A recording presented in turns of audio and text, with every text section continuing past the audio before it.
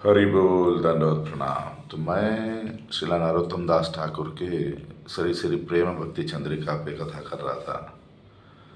अभी जो चल रहा है यहाँ, हमको नरोत्तम दास ठाकुर बता रहे हैं कि कैसे हमें रागानुग भक्ति क्या होती है। तो आज भक्ति रसामृत सिंधु से एक श्लोक लिख रहे हैं कि कृष्णम स्मरन जनम चास्य प्रेष्ठम निज समीतम तत्त कथारतश्चास कुर्याद्वासम व्रजे सदा।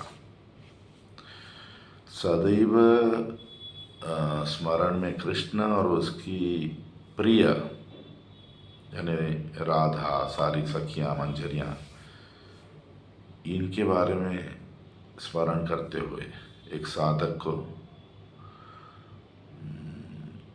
उनके बारे में ही बातें करना, इसमें बहुत आसक्ति रखकर ब्रज में वास करना चाहिए। तो ब्रज में जो भी वास करना चाहते हैं उसके लिए रूप गोस्वामी पाद ने तो यही बताया है कि राधा, कृष्ण, सखियाँ ये जो लीलाएं करते हैं उनको याद करते हुए, स्मरण करते हुए और उनके बारे में बात करने की बहुत ज़्यादा आसक्ति रखते हुए ब्रज में वास करना चाहिए। तो यहाँ नरोत्तम दास ठाकुर भी रूप गोस्वामी की बात बता रहे हैं। तो पहले तो बता रहे स्मरण वृंदावन चंद्र ब्रजेंद्र नंदन श्री कृष्ण और उसकी प्रिय साथी जैसे राधा, ललिता, विशाखा, रूप मंजरी, इन सबको सही भाव से याद करना। सही भाव का मतलब कि ये लोग उज्ज्वल प्रेम रस, श्रृंगार रस की लीलाएं करते, तो उस भाव से याद करना। ऐसा नहीं कि हम अपने हिसाब से उनको याद कर रहे हैं। यहाँ दुख शोक ऐसी सब बातें नहीं है ये चिन्मय आनंद की बातें हैं। तो इस स्मरण में हमारा राग, आसक्ति बननी चाहिए और मानसिक रूप से हमें उस लीला में प्रवेश करके अपने बारे में, कल बताया अपना शरीर कैसा होगा, अपनी सेवाओं का भी चिंतन करना चाहिए। तो जब भी हम स्मरण करते हैं, बातें करते हैं, उन ब्रजवासी जो कृष्ण के सदैव साथ है लीला में, उनके बारे में उनका आश्रय लेकर उनकी बातें करनी चाहिए, उनका आश्रय लेना चाहिए कि वो मुझे क्या सेवा देंगे। तो हो सकता है कि शुरुआत में हम अपने सिद्ध देह का ध्यान न कर सकें, हम राधा माधव की लीलाओं का चिंतन भी नहीं कर सकें, ये मुश्किल हो रहा है हमें।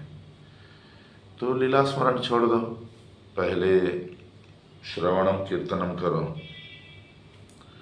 तो बहुत सारे ग्रंथ है इसके लिए, जैसे नरोत्तम दास ठाकुर का ही प्रार्थना और प्रेम भक्ति चंद्रिका, रूप गोस्वामी पाद का स्तवमाला, श्रीला रघुनाथ दास गोस्वामी का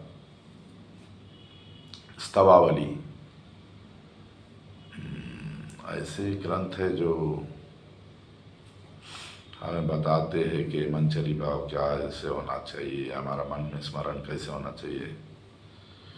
तो ऐसी गुरुवर्ग की बातें, उनकी ग्रंथ पढ़ेंगे तो स्मरण बढ़ेगा। इसके साथ साथ कोई मंचरी भाव, सखी भाव वाले भक्तों के मुख से कथाएं सुनना, इससे भी हमारी यहाँ की आसक्ति कम होगी, हमारे हृदय में, मन में भगवान का चिंतन बढ़ेगा।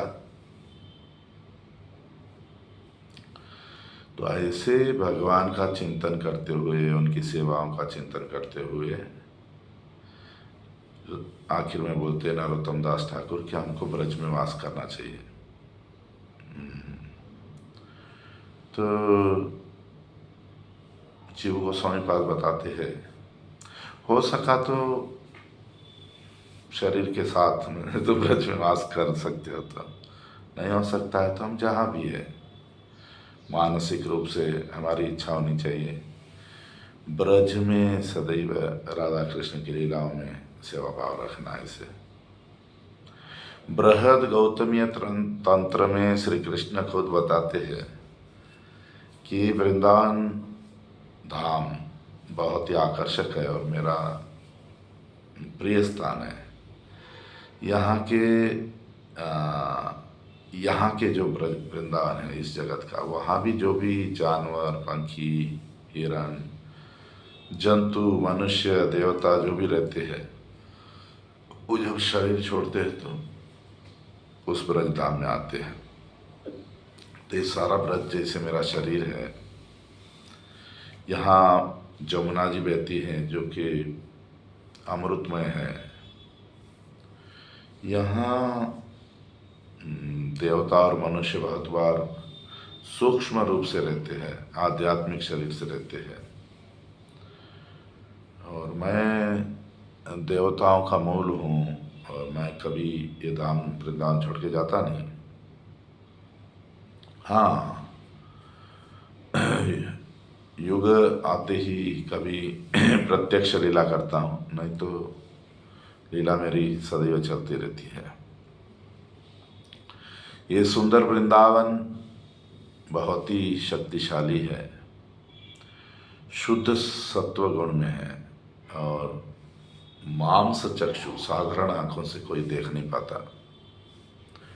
तो ऐसे भगवान कृष्ण भी वृंदावन के बारे में ऐसी बातें बताते हैं, तो बहुत ध्यान रखना चाहिए कि ऐसा नहीं कि हम वहाँ जाके कोई अपराध करें।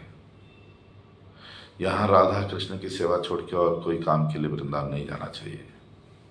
अपना स्वार्थ, अपना सुख, अपना भोग की इच्छा नहीं होनी चाहिए, सिर्फ सेवा भाव। तो भजन ठीक होगा, स्मरण ठीक होगा और हमारे इंद्रियां, शरीर, मन सब भगवान की सेवा में लगा रहेगा। अपराध होगा तो हमें बहुत दूर लेके चला जाएगा। तो हम जहाँ भी है ब्रज भाव वाले भक्तों का संग करना, कथा कीर्तन सुनना, पहले तो कथा सुनना, भगवान का नाम करना, श्रवणम कीर्तनम, ये हमारे आंतरिक जो कचरा है हृदय में, मन में, इनको हटाते हैं। कचरा क्या है? संसार में आसक्ति, प्रतिष्ठा की इच्छा कि हम लाभ, पूजा, प्रतिष्ठा की इच्छाएं, द्वेष भाव हो सकता है किसी से कि इसने मुझे ऐसे किया है, ऐसे मात्सर्य हो सकता है, ईर्ष्या हो सकती है, ये सब कचरा है, कपटता, ये सब लेके वृंदावन के फायदा नहीं। तो वृंदावन में वास करने का मतलब हम जहाँ भी है हमारे मन में, चित्त में भगवान श्री राधा कृष्ण की लीलाओं का चिंतन, उनकी सेवा अपने आध्यात्मिक स्वरूप में। तो हम जहाँ है वृंदावन बन जाएगा, या वृंदावन जाके भी रह सकते हैं। और सदैव साधु के अनुगत्य में रहना, स्वतंत्रता, तो देखो माया अच्छे अच्छे लोगों को उड़ा के ले चले जाती है। हरि बोल, दंडवत प्रणाम।